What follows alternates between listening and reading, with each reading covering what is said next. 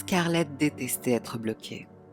Mais avec sa mère surprotectrice, c'était chose courante. Sa mère était une dame à l'ancienne, qui n'a jamais laissé Scarlett rester dehors après 9 heures. Et la semaine dernière, elle avait eu de gros problèmes lorsqu'elle est arrivée à la maison à 23 heures. C'était un samedi soir, et tout le monde allait à une grande fête au centre-ville. Alyssa, la meilleure amie de Scarlett, l'a appelée, et a insisté pour qu'elle la rejoigne ce soir-là. Tout le monde va être là. Alyssa gémit quand Scarlett dit qu'elle était bouclée à la maison. J'ai la voiture de ma mère pour la nuit. Et je peux te ramener à la maison à minuit. Dis juste à ta mère que tu vas te coucher tôt ce soir. Il faut fuir toi par la fenêtre. Ce sera facile. Scarlett a réfléchi à cela, et elle a conclu qu'elle ne pouvait tout simplement pas manquer la fête de l'année. Alyssa avait une sacrée force de persuasion. Très bien. Viens me chercher dans 1 heure. C'était la première fois qu'elle faisait le mur. Elle ne pouvait pas s'empêcher de se sentir mal à l'idée de mentir à sa mère. Mais de toutes les façons, elle s'en remettrait. Elle s'est regardée dans le miroir. Ses longs cheveux noirs tombaient à sa taille. Je peux pas faire ça. Même si elle avait été réticente au début, l'adrénaline commençait à parcourir ses veines. Elle était toute excitée. 1 heure plus tard, Alyssa est arrivée, selon le plan. Scarlett ouvrit soigneusement sa fenêtre et se glissa dehors, se dirigeant vers la voiture de son amie sur la pointe des pieds. Quand elles sont arrivées au centre-ville, elles avaient l'impression qu'elles n'étaient même pas au bon endroit. La rue où la fête était censée se dérouler était étrangement calme, et les lampadaires étaient soit tamisés, soit complètement éteints. En ralentissant, ils trouvèrent une immense place à côté d'un entrepôt abandonné. La fête devait être là. Tous les autres bâtiments étaient sombres et vides, mais celui-ci était bien éclairé, avec de la musique résonnant à travers les murs. Elles se sont garées à proximité et sont descendues de la voiture. Alors qu'elles se dirigeaient vers l'entrée, elles ont été surprises de constater qu'il n'y avait pas de portier ou de garde pour les accueillir. Il y avait juste une vieille bannière en lambeaux qui disait « Bienvenue » en grosses lettres en gras. Lorsqu'elles sont entrées à l'intérieur, elles y ont vu des centaines de personnes danser et boire. La musique était extrêmement forte et résonnait dans le cœur de Scarlett. Les 2 filles ont cherché leur camarade de classe qui leur avait dit qu'il serait là. Mais elles n'ont pas pu trouver un visage familier. Alyssa, cependant, s'en fichait et dit à Scarlett que c'était l'une des fêtes les plus cool auxquelles elle s'était jamais rendue. Scarlett ne savait pas si elle avait peur ou non. Les visages de certaines personnes avaient l'air chaleureux et gentils, comme la fille blonde qui leur avait fait signe quand elles étaient entrées. D'autres avaient l'air sombres et sans vie, comme s'ils n'étaient pas vraiment là. Scarlett se rendit compte qu'elle avait perdu de vue Alyssa. Elle ne la trouvait nulle part. Une seconde, elle était là. La suivante, elle ne l'était plus. Commençant à paniquer, Scarlett se fraya un chemin à travers la foule de gens qui riaient et dansaient. Elle trouva le bar et s'assit sur l'un des tabourets. Il n'y avait pas de barman, ce qui était étrange, car les gens autour d'elle avaient beaucoup à boire. Où avaient-ils tous obtenu cela ? Elle se sentait mal à l'aise et en colère contre Alyssa pour l'avoir abandonnée. Maintenant, tout ce qu'elle pouvait faire était de s'asseoir et d'attendre qu'Alyssa revienne, avec un peu de chance. Il était clair que cette fête n'était pas la fête à laquelle tout le monde allait. Elle pensait qu'Alyssa avait juste inventé ça pour la pousser à venir. Alyssa avait toujours eu des amis inhabituels et traînait souvent dans des endroits étranges. Alors, le fait de l'emmener à cette fête ne surprenait pas beaucoup Scarlett. Elle maudit Alyssa dans sa barbe et regarda simplement la piste de danse. Son esprit devait lui jouer des tours. Elle aurait pu jurer que les visages des gens changeaient pendant qu'ils dansaient. Cela ne s'est produit que pendant une fraction de seconde, mais il semblait que leurs visages se transformaient en des visages démoniaques, inquiétants avec de grands yeux noirs et des bouches déformées. Cependant, quand elle clignait des yeux, leur visage revenait à la normale. Elle ne comprenait pas. Elle ne buvait pas et ne se droguait pas. Pourquoi voyait-elle ces choses ?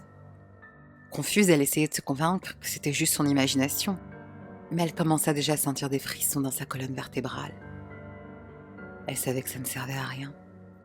De plus en plus désespérée, elle est descendue du tabouret et a commencé à chercher Alyssa. « Alyssa ! Je dois foutre le camp d'ici et je vais te tuer pour m'avoir amenée ici !» Elle n'arrêtait pas de crier, mais Alyssa était introuvable. Puis, tout d'un coup, quelqu'un la bouscula violemment et elle tomba au sol. Elle ne savait pas qui c'était ou si c'était un accident, mais elle était énervée. Là, à cet instant précis, elle aurait aimé être chez elle, dans son lit. Les lumières se sont soudainement tamisées et une musique lente a commencé à jouer. Une chanson d'amour qu'elle n'avait jamais entendue auparavant. Tout le monde a arrêté de danser pendant un moment, se mettant à deux avant de recommencer. Elle leva les yeux pour voir un homme. Ça va? Un homme grand et beau. Il était jeune, peut-être la vingtaine. Il avait des cheveux blonds et des yeux bleus perçants. Et à l'expression de son visage, il avait l'air très inquiet. Je vais bien, je viens de tomber. Elle était toujours très nerveuse avec les hommes beaux. Il lui sourit et lui tendit la main, les dents à se relever. Voulez-vous danser? A-t-il demandé poliment. Comment Scarlett pourrait-elle refuser? Il était charmant, il était gentil. Elle a accepté et ils ont marché vers le centre de la piste de danse et ont commencé à danser. Tu es un bon danseur. Il a juste souri. Après avoir dansé pendant un certain temps, elle lui a demandé s'il venait souvent ici, On pourrait dire ça. murmura-t-il. Scarlett n'avait pas très bien compris sa réponse, mais elle a continué à danser. Tu as une âme pure. Dit-il soudain d'une voix étrange et calme. Merci. Elle commençait à le trouver bizarre, mais il avait l'air si gentil qu'elle ne voulait pas le juger. Je ne suis pas si innocente. Je me suis faufilée hors de la maison aujourd'hui, et si ma mère le découvre, je suis morte, Je sais. marmonna-t-il sans émotion. Il baissa la tête, croisant les yeux avec elle. Au lieu d'un bleu profond, ils étaient maintenant presque noirs. Scarlett pensa que c'était juste l'éclairage, mais l'expression de son visage avait également changé, passant de sympathique et accueillant à froid et sinistre. Scarlett ne voulait soudain plus être en sa présence. Désolée, je ferais mieux d'y aller. Je vais trouver mon ami maintenant. Mais c'était vraiment agréable de danser avec toi, mais je dois vraiment y aller. Elle essaya de s'éloigner, mais il attrapa rapidement ses bras, les agrippant fermement. Je te connais, Scarlett. Je sais tout de toi.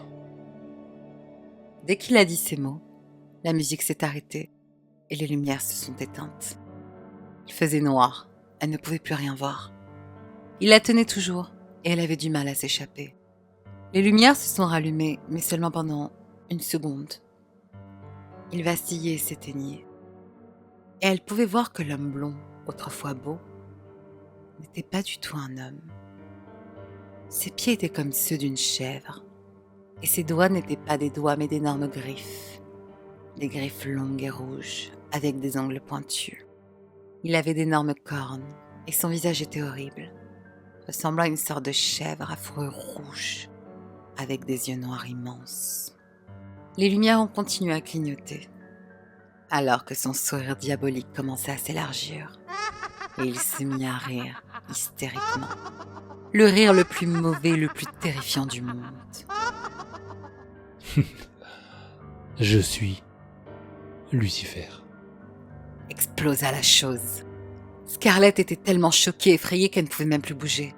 Elle sentit du liquide couler le long de son cou. Quand elle baissa les yeux, elle fut horrifiée de trouver du sang. Du sang partout. Sur ses jambes, sa belle robe soyeuse et sur ses mains. Scarlett hurla.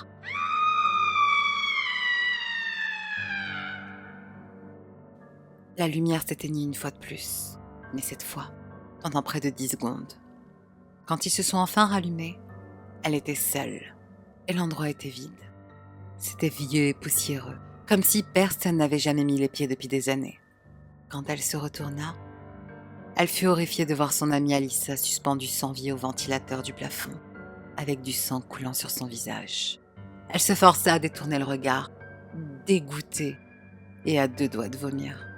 C'est alors que Scarlett remarqua une horrible sensation de brûlure sur son torse. Elle souleva sa robe pour voir ce qui lui faisait mal. Et là, sur son ventre était gravé « Tu es la prochaine ».